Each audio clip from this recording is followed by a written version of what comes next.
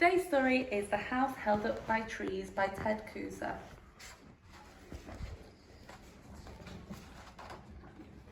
When it was new, the house stood alone on a bare square of earth. There was a newly planted lawn around it, but not a single tree to give it shade in the summer, or to rattle its bare twigs in the winter cold. There had been trees there once, but all of them had been cut down to make room for the house. Even their stumps had been pulled up and burned. But in the lots on either side there were wild trees of all kinds, maple and elm and ash and hackberry and cottonwood, all noisy with wind and birdsong. When the wind blew towards the house in spring, the children who lived in it could smell the tiny, sweet green flowers on the trees. Beneath the trees were bushes so thickly woven together that you had to crawl on your hands and knees to get to the cool and shadowy secret places inside. There were two children, a boy and a girl, and they lived with their father. They loved to play among the trees. Sometimes they heard the footfalls of animals they couldn't quite see because of all the leaves. Sometimes they lay in the shadows and watched their father work on his lawn.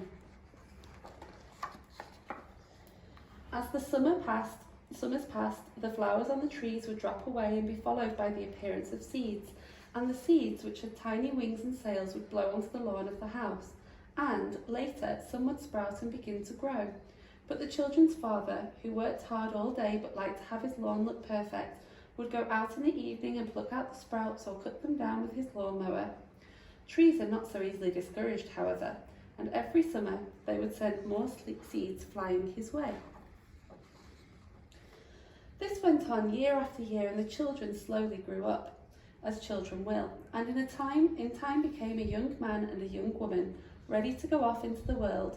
By now they had gotten too big to crawl around in the trees and bushes next door, but sometimes they went and stood at their edge and remembered how much fun they'd had playing there when they were small. Lots of thunder today.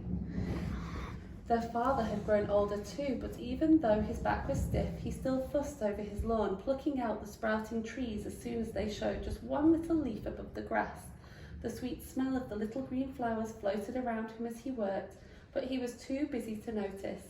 It seemed that the older the children got and the closer they were to leaving home for good, the harder their father worked on his lawn, and the winged seeds kept coming, and then the little sprouts came up, waving a leaf or two. And then came the day when the children were gone for good, and their father was living alone in the house with its perfect lawn all around.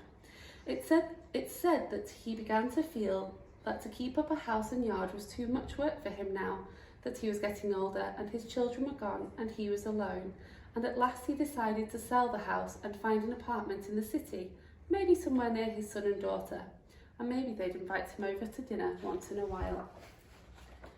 Before long he had moved away, and there was a for sale sign in the yard.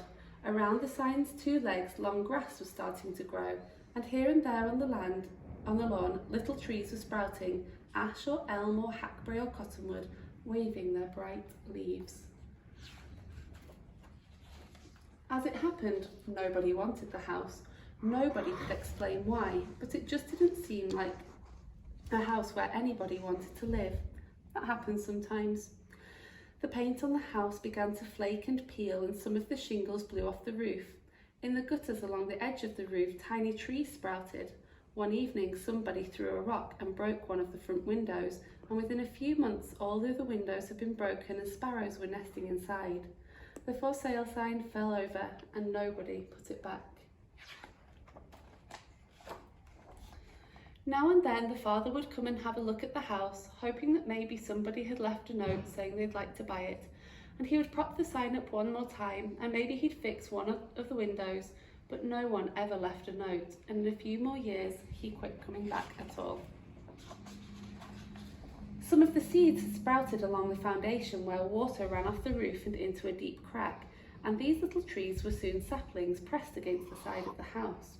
When the wind blew, they waved back and forth, making dark arcs on the fading paint.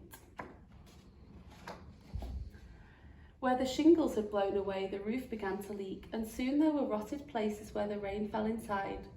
When a roof goes bad, the rest of the house follows, and before long the house was beginning to collapse, its nails rusting and pulling loose, and its walls pulling apart at the corners.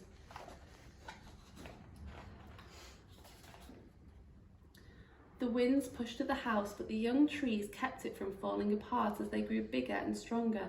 They held it together as if a bird's nest in the fingers of their branches. And very gradually, the growing trees began to lift the house off its foundation. First there was a crack of light beneath it, and then in a few more years you could see all the way across the top of the foundation. The trees lifted it, and maybe you will drive past it today or tomorrow as it floats above the ground like a tree house in the trees, a house held together by the strength of trees and the wind blowing perfumed little green flowers.